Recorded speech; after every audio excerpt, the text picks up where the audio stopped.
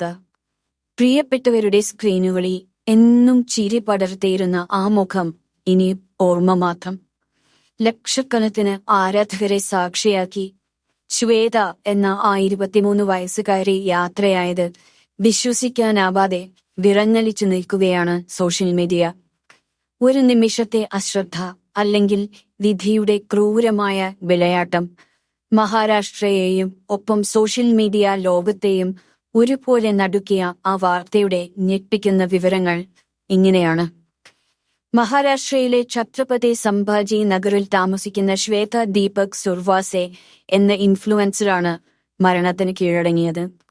സുഹൃത്ത് സൂരജിനൊപ്പം ദത്തധാം ക്ഷേത്രത്തിന് സമീപമുള്ള സുലിബഞ്ചൻ മലനിരകളിലേക്ക് എത്തിയതായിരുന്നു ശ്വേത. മനോഹരമായ ആ പശ്ചാത്തലത്തിൽ തന്റെ ഡ്രൈവിംഗ് പരിശീലനത്തിന്റെ റീൽസ് പകർത്തുകയായിരുന്നു അവരുടെ ലക്ഷ്യം. എന്നാൽ ആ കാഴ്ചകൾ പകർത്താൻ ഫോണുമായി നിന്ന സുഹൃത്തിന്റെ കൺമുന്നിൽ വെച്ചാണ് ആ ഹൃദയം തകർക്കുന്ന ദുരന്തം സംഭവിച്ചത്. കാർ റിവേഴ്സ് എടുക്കാൻ ശ്രമിക്കുന്നതിന് പകരം ബ്രേക്കിന് പകരം ആക്സിലറേറ്ററിൽ കാൽ അമർന്നു പോയതാണ് വിനയായത്. കുന്നിൻ ചെരുവിൽ നിന്നും നിയന്ത്രണം വിട്ട കാർ 300 അടി താഴ്ചയുള്ള കൊക്കയിലേക്ക് അതിവേഗം മറിഞ്ഞു.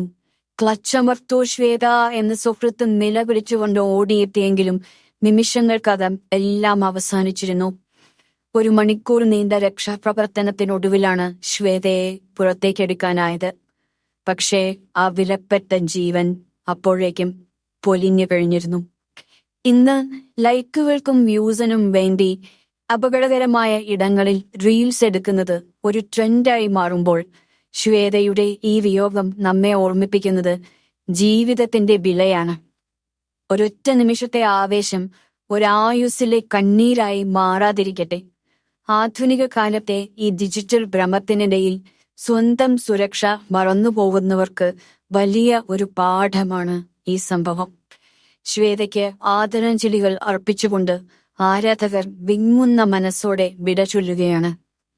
കൂടുതൽ സിനിമ സീരിയൽ വാർത്തകൾക്കായി ഞങ്ങളുടെ ഈ ചാനൽ ഇപ്പോൾ തന്നെ സബ്സ്ക്രൈബ് ചെയ്യുക, ഷെയർ ചെയ്യുക, ഫോളോ ചെയ്യുക, ലൈക്ക് ചെയ്യണേ.